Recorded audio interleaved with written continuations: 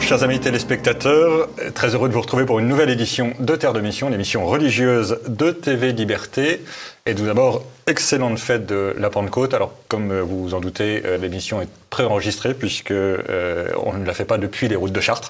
Mais nous sommes naturellement en union de prière par avance avec les pèlerins de Chartres. Et aujourd'hui donc deux séquences. La première avec Frédéric Guillot, philosophe qui vient de publier un nouveau livre d'apologétique, c'est son 3e déjà, et nous allons donc en parler, et ensuite je vous proposerai quelques autres suggestions de lecture. Mais tout de suite je me tourne vers Frédéric Guillot. Bonjour Frédéric. Bonjour Guillaume.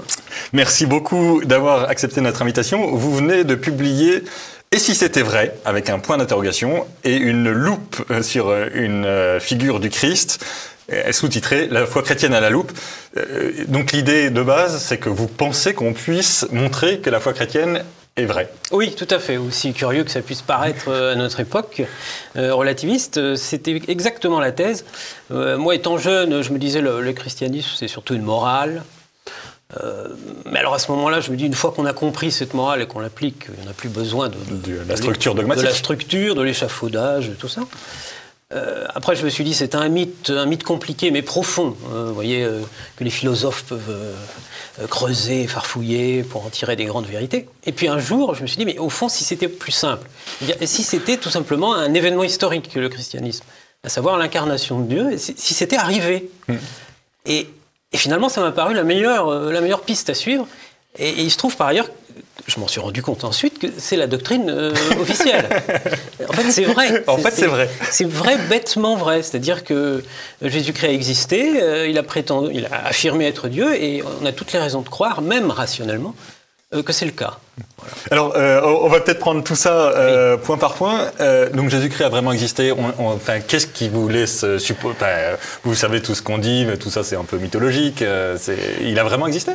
Ah oui, tout à fait. Alors, pardon, chers amis téléspectateurs, il va de soi que je crois qu'il a vraiment existé. Fin de la parenthèse. Question rhétorique. Non, bien sûr, c'est-à-dire, en fait, honnêtement, des universitaires sérieux, spécialistes de la Bible, y compris parfaitement athées, aucun ne soutient aujourd'hui, et ce depuis longtemps, que Jésus n'a pas existé.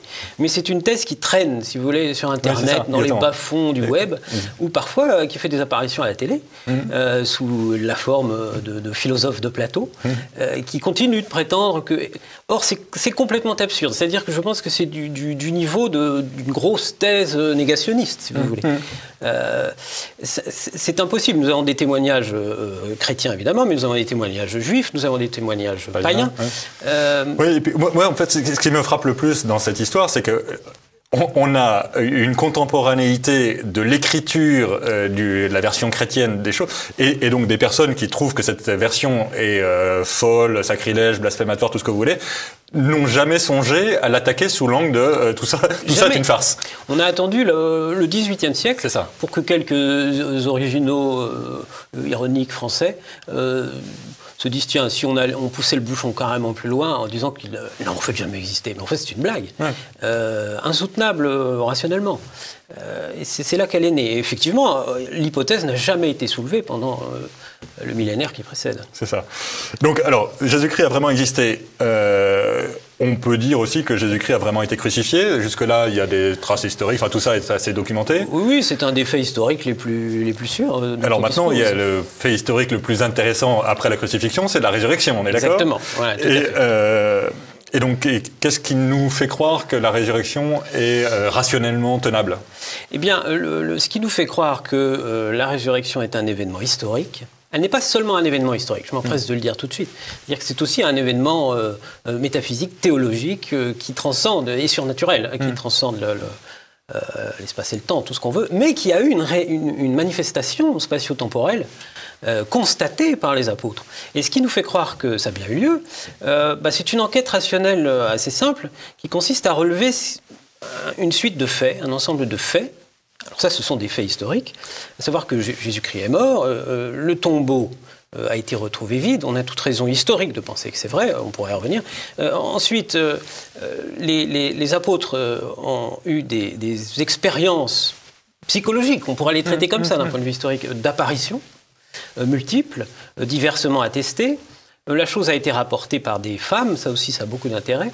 On pourrait y revenir, parce que le témoignage des femmes n'ayant pas de valeur, il est curieux qu'on l'ait rapporté. Et si on avait inventé une affaire, on n'aurait pas inventé. On ne l'aurait pas monté comme ça. Oui. On ne l'aurait pas attribué à des témoins non fiables à l'époque.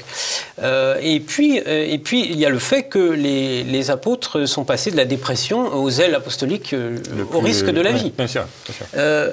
Et à ce nuage de faits bien attestés, solidement reconnus par beaucoup de spécialistes des évangiles, hein, et qui ne sont pas tous chrétiens, la question rationnelle est: quelle est l'hypothèse explicative la meilleure? C'est tout simple. Ouais. Vous avez un ensemble de faits, quelle est l'hypothèse explicative? Alors on peut mettre au banc d'essai des hypothèses. Il y a l'hypothèse du complot, il y a l'hypothèse du vol de cadavres, le vol du corps. Il y a l'hypothèse des hallucinations collectives. Et quand on les fait passer au banc d'essai, il me semble rationnellement que elles ne tiennent pas, et la plus crédible. Si on admet l'existence de Dieu, peut-être en arrière-fond, mais ça c'est le travail que fait la théologie naturelle avant, si on admet l'existence de Dieu, le miracle est possible, et donc c'est une bonne explication. Parce que les complots très compliqués, c'est bizarre, les hallucinations de gens psychologiquement très différents. Saint Paul, et puis surtout, là aussi, pour moi, ce qui est le plus frappant, c'est que on passe de la fuite, il s'enfuit, il se cache, 50 jours après, non seulement ils ne se cachent pas, mais ils vont à l'affrontement quand même. Hein. C'est-à-dire que nous avons des effets. Les effets sont absolument indubitables historiquement. C'est ça. Il y a bien des Hébreux en sandales qui sont partis. Qui ont décidé qu'il fallait plus célébrer le Shabbat mais le dimanche. Pourquoi? Il nous faut des causes adéquates et des causes suffisantes. On ne peut pas dire c'est juste une impression que quelques-uns ont eue. C'est bizarre, surtout que des disciples de quelqu'un qui se prétendait le Messie, qui voient leur Messie mort, très logiquement, ils en ont conçu dans un premier temps une dépression totale. D'ailleurs, dans les Actes des Apôtres, il y a ce passage que je trouve très savoureux du professeur en rabbinat de Saint Paul, qui dit de toute façon, laissez-les, de deux choses l'une, soit c'est vrai, et dans ces cas-là, vous allez vous retrouver en opposition avec Dieu, soit c'est faux, ça va s'effondrer tout seul. Voilà. Et effectivement, ça me paraît la façon la plus rationnelle de juger le phénomène de l'extérieur. Voilà, et donc, ce que j'ai voulu faire, c'est appliquer un peu la méthode de Sherlock Holmes, c'est pour ça qu'il y a une petite loupe, c'est-à-dire c'est éliminer ce qui paraît complètement impossible, et ce qui reste, même si ça paraît improbable, effectivement une résurrection, c'est pas, ça arrive pas tous les jours, mais ce qui reste, aussi improbable soit-il, doit être la vérité. Donc c'est la démarche, voilà. Donc c'est l'attestation historique de ce fait, et évidemment si celui qui s'affirmait Dieu a été ressuscité par Dieu, c'est une attestation assez radicale. C'est une validation de ses prétentions, si je puis dire. Donc ça fait la boucle, voilà. D'accord. Et après ça, comment est-ce que vous allez... parce que, donc, admettons, par hypothèse, que vous ayez raison et que donc Dieu se soit réellement incarné, le Fils de Dieu se soit réellement incarné, qu'on ait donc eu une personne, vrai Dieu, vrai homme, qui soit ressuscité. Ça ne résout pas tous nos problèmes, parce que pourquoi est-ce que l'ensemble de ces prétentions magistérielles auraient été héritées, en quelque sorte, par l'Église catholique il y a un bon chemin à parcourir, rationnellement encore, mais il est clair que là aussi on peut réfléchir rationnellement. C'est-à-dire que si le Christ a parlé, a voulu que ses paroles demeurent jusqu'à la fin du monde, qui veut la fin veut les moyens. C'est-à-dire qu'il va falloir que des hommes choisis pour cela maintiennent cette parole et sachent l'expliquer, la comprendre, la transmettre, l'expliquer. Donc il faut une structure qui perdure. Donc il est assez rationnel que l'on fonde une église. Donc la révélation pour durer a besoin sans doute j'irai jusque-là, d'une structure infaillible dans la transmission. C'est logique. Ou alors on veut la fin sans les moyens. Alors, on ne sait pas comment ça aurait pu marcher, parce que si vous confiez la transmission et l'interprétation simplement à des individus, il arrive l'éparpillement complet, la dissémination, et d'une certaine manière à la perte d'information. Si vous ne protégez pas le canal, c'est une question d'information. Merci beaucoup, cher Frédéric Guillot. Donc, et si c'était vrai, collection apologétique de l'éditeur Marie Nazareth, donc un livre d'apologétique qui est essentiellement repris de vos chroniques de France Catholique. Oui, tout à fait. C'est repris de France Catholique où ça paraît chaque semaine. Voilà, et si c'était vrai, une enquête sur les raisons de croire à la foi catholique. Merci cher Frédéric, et bonne lecture à tous, ça vaut vraiment la peine.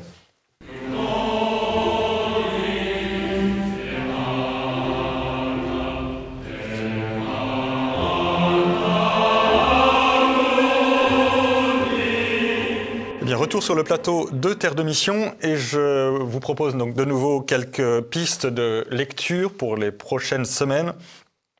Le premier livre que je voulais vous proposer, qui n'est pas proprement parlé un livre catho, entre guillemets, c'est un livre de Françoise Bonnardel, qui est philosophe et qui a beaucoup écrit sur l'hermétisme, ces questions-là. Pour ne rien vous cacher, ces questions-là ne sont pas tout à fait ma tasse de thé d'une part, et peuvent souvent poser des problèmes c'est un autre traditionnalisme, disons. Il n'empêche que ce livre mérite vraiment d'être feuilleté, lu. Peut-être que c'est pas un livre à lire de A à Z, mais c'est un livre à feuilleter avec beaucoup de plaisir. Ça s'appelle À la rencontre de Saint Christophe. C'est paru chez Guy Trédaniel, qui est lui aussi un éditeur très, très célèbre dans ces questions de traditionnalisme au sens hermétique du mot, au sens un peu ésotérique du mot. Mais donc à la rencontre de Saint Christophe, et en particulier, ce qui est très intéressant, c'est qu'il y a beaucoup de tableaux sur Saint Christophe, qui est une des grandes figures de l'iconographie chrétienne, comme vous savez. Saint Christophe, Christophe, son nom est transparent, Christophore, c'est-à-dire celui qui porte le Christ.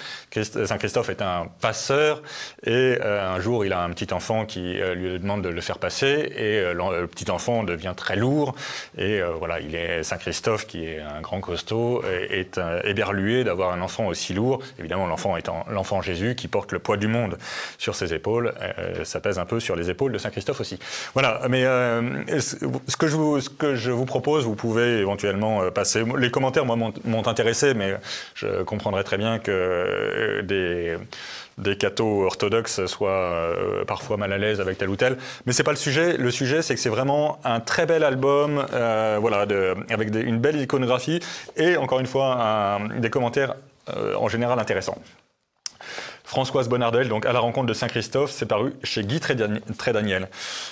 Je voulais également vous proposer un petit livre spécialement pour ceux d'entre vous qui vont prochainement ou qui viennent d'accepter d'être parrain ou marraine. Le père Jean-Yves Ducournau, je ne sais pas si vous vous souvenez, nous l'avons reçu il y a quelques semaines sur Terre de Mission. Jean-Yves Ducournau, l'abbé Ducournau était un aumônier militaire, et il a publié un très beau petit livre sur la mission de parrain et de marraine, sous-titré « Grandir ensemble dans la foi, l'espérance et la charité ». C'est rappeler aux parrains et aux marraines ce qu'est leur mission, et les aider à accompagner leur filleul, parce que vous savez que quand on est parrain ou marraine, on est père ou mère spirituelle de la personne qu'on a accompagnée sur les fonts baptismaux, et donc on a une mission très spécifique pour ce filleul, mission à laquelle l'abbé Ducournau nous introduit. C'est un petit livre qui a été édité par Teki, qui fait une petite 150 pages à peu près. Troisième livre, Joachim Boufflet. J'espère que nous aurons l'occasion de reparler de ce livre sur le plateau de Terre de Mission. Il a fait un livre absolument remarquable sur la terreur à Paris, ça s'appelle Le Charnier de la République. C'est notamment, c'est même centré sur la guillotine et la fosse de Picpus. Vous savez que pendant un an à peu près, au sommet de la terreur jusqu'à Thermidor, donc ça a duré 2 ou 3 mois, le tribunal révolutionnaire a envoyé une centaine de personnes tous les jours à la guillotine. Et alors, pourquoi j'en parle dans Terre de Mission? Évidemment, c'est un livre historique, mais c'est aussi un livre d'hagiographie. Il y a en particulier un chapitre absolument sublime sur les carmélites de Compiègne, qui montent à la guillotine en chantant les psaumes, après avoir fait le vœu du martyr pour rapporter la paix religieuse en France. C'est un livre qui étudie tous les éléments du tribunal révolutionnaire, donc il parle des juges absolument iniques qui arrivent bourrés au procès, qui rajoutent des noms, qui en retranchent dans l'arbitraire le plus total. Il n'y a absolument aucune espèce de justice. Il parle beaucoup des victimes et encore une fois sur les victimes, il y a donc les juges sont assez peu honorables, c'est peu de le dire. Les prisons sont très intéressantes parce que toutes les prisons ne fonctionnent pas du tout de la même façon et les victimes sont encore plus intéressantes que les prisons évidemment.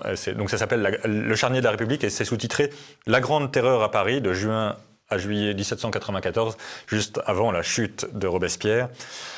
Voilà, un très, très beau livre paru chez Salvatore, qui fait 235 pages et qui coûte 20,90 €. Et puis, dernière suggestion de lecture, Saints de France, le 10e volume de Morissette Vialandru. Donc, c'est des histoires de saints français, y compris de saints peu connus.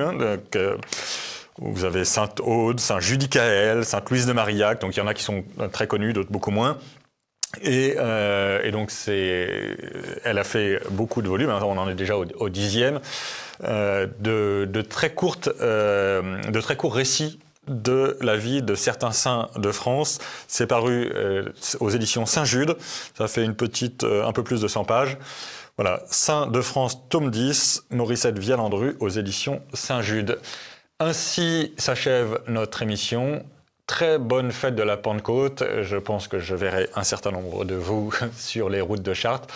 En tout cas, nous nous retrouvons la semaine prochaine, donc ce sera Jean-Pierre Mojandl. Nous nous retrouvons dans 3 semaines et d'ici là, que Dieu nous garde.